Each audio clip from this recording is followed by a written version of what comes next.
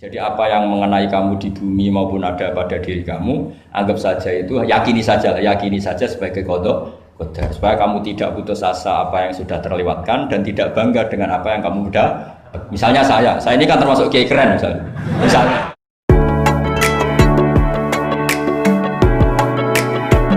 Ya. Masalah keimanan. Tanya apa ngeluh? Kalau tanya boleh ya gimana? Masalah keimanan tentang qada dan qadar. Oh iya. Kalau qada dan qadar itu kita sudah ditentukan oleh Allah, kenapa masih dimintai pertanggungjawaban nanti di akhirat? Oh iya. Betul.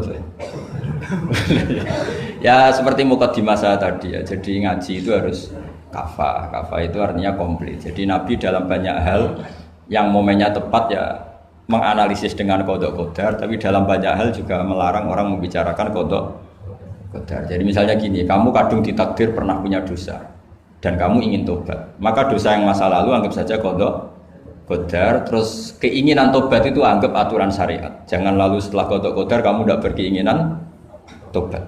Ini penting saya utarakan karena Nabi itu ngendikan pasti dua kali. Saya jamin di setiap konteks sosial Nabi pasti ngendikan dua kali. Dua kali itu dua solusi. Nabi pernah ngendikan idza dzikiral qadar fa'amsiku wa idza dzikra ashabi fa'amsiku. Jika umatku telah menjustifikasi qada dan qadar fa'amsiku, kamu jangan ikut-ikut. Karena nanti akan yang zina enggak apa-apa, saya sudah qada qadar, yang maling ya enggak apa-apa karena sudah qada. Wah bahaya, bisa hancur syariat kalau seperti itu. Tapi ada banyak hal yang Nabi mengisnadkan itu ke qada qadar. Kayak cerita Nabi Musa dan Nabi Adam. Ada kan di hadis sahih itu jelas. Ini dengerin ya, ini betul di hadis sahih. Nabi Musa itu saking Israelnya, memang beliau orang apa?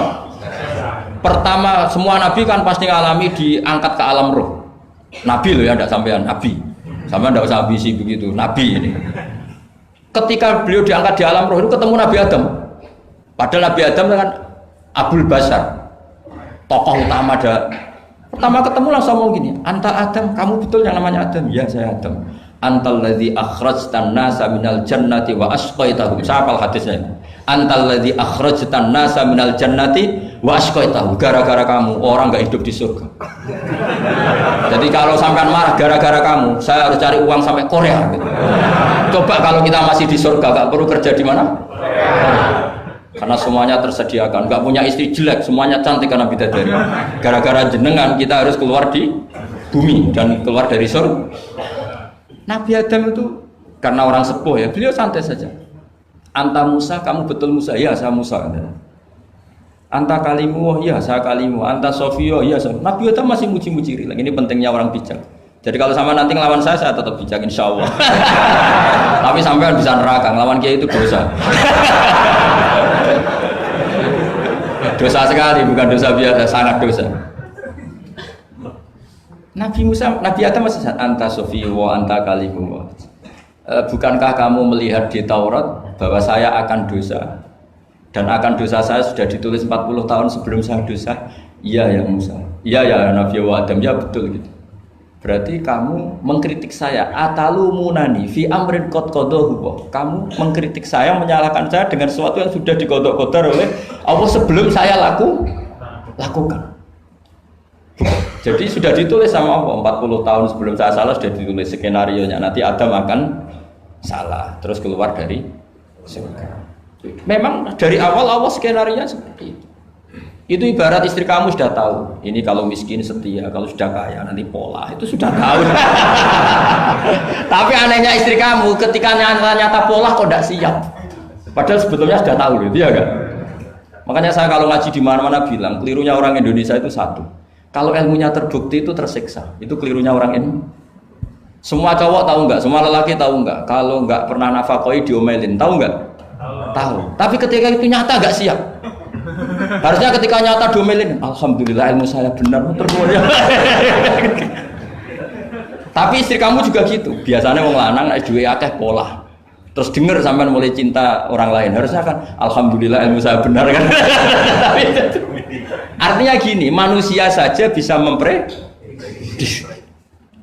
Kan nggak mungkin kita nyifati Allah nggak tahu Nabi Adam salah sebelum nyata-nyata salah. Tentu itu tidak mungkin. Nah, maknanya qada qadar kira-kira gitu. Allah itu tahu apa yang akan terjadi.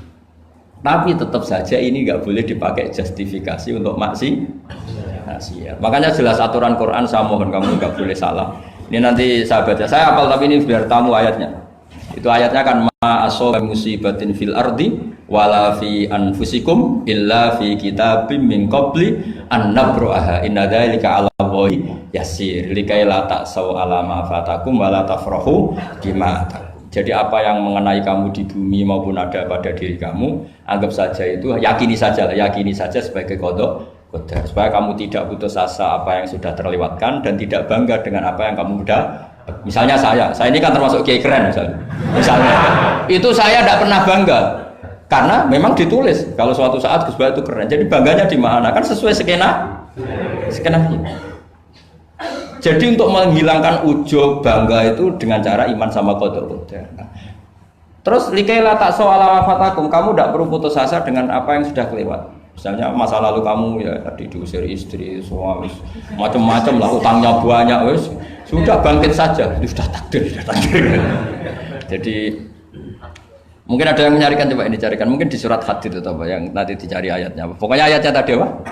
Ma asoba min musibatin fil ardi wala fi anfusikum apa illa fi kitabim min qabli an nabraha inna dzalika 'ala Allahi yasir likaila taksau 'ala ma fatakum wala tafrahu bima atakum. Jadi qada qadar ditulis supaya kamu tidak putus asa menyesali apa yang sudah kelewat dan bangga kumoluhur terhadap apa yang kamu dapat.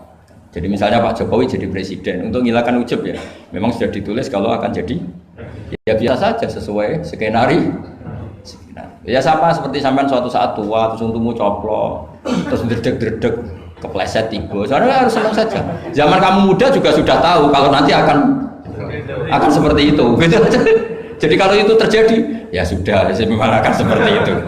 Jadi ringan saja. Ini pentingnya ngaji. Jadi sesuatu itu mudah sekali kalau dianalisis dengan dengan ya cukup ya. Satu lagi aja jangan. Kalau nggak salah itu surat Hadid. Biar ditahukan suratnya. Diumumkan siapa? Surat apa? Hadid betul. Hadid 22. Hadid 22 ya. Hadid 22.